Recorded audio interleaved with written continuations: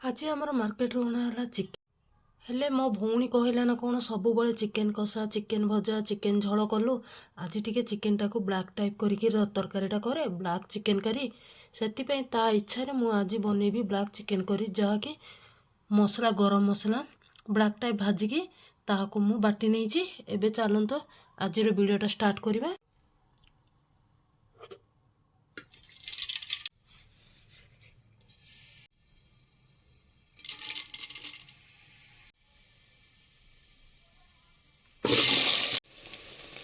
आम पियाज गुड़ाक भलसे भाजीगला एबे आमे ब्लैक कलर रो मसलाटा पकेबा। मसला को टिके ब्लैक टाइप रे आमे भाजवा को पड़िबो आउरी देखला मसलाटा ब्लैक टाइप रे भाजीगला आउ टिके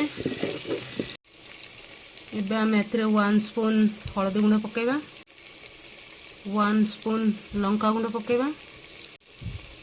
आम घर समस्ते टिके बेसी राग खाती तो से एक्स्ट्रा मु लंका गुंड पकाउची जदि आपण माने चाहिए आपण हिसाब रे पकेबे।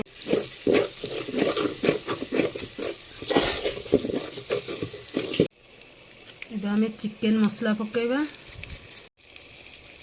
देखन तो मसला गुड़ा को पूरा ब्लैक टाइप भाजी गला एबे आमे चिकेन टाको पकेबा।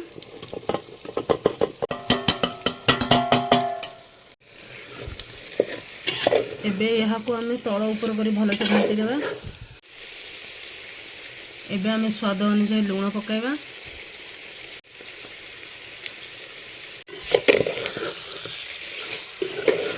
यहाँ को भल से तଳ ऊपर कर घाटीबा पुणी थरे यहाँ को भल से कषि हेबा पई बोली किछि समय पई बोली आमे ढांकुणी घुड़ी की छाड़ी देबा।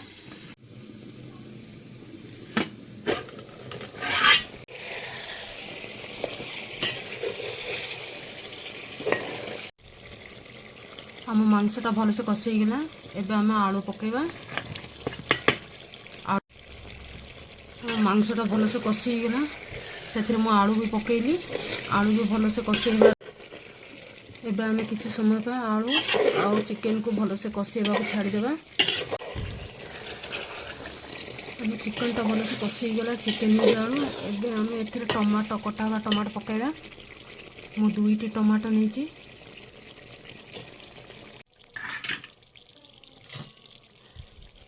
एबे आमे पानी पकेबा मांस रे।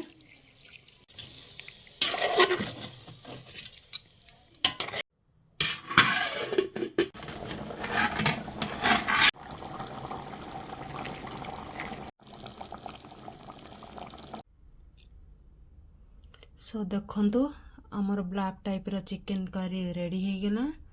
आपण माने भी एमिति बनांतु मो भली आउ खाइबार स्वाद नियंतु मजा भी नियंतु।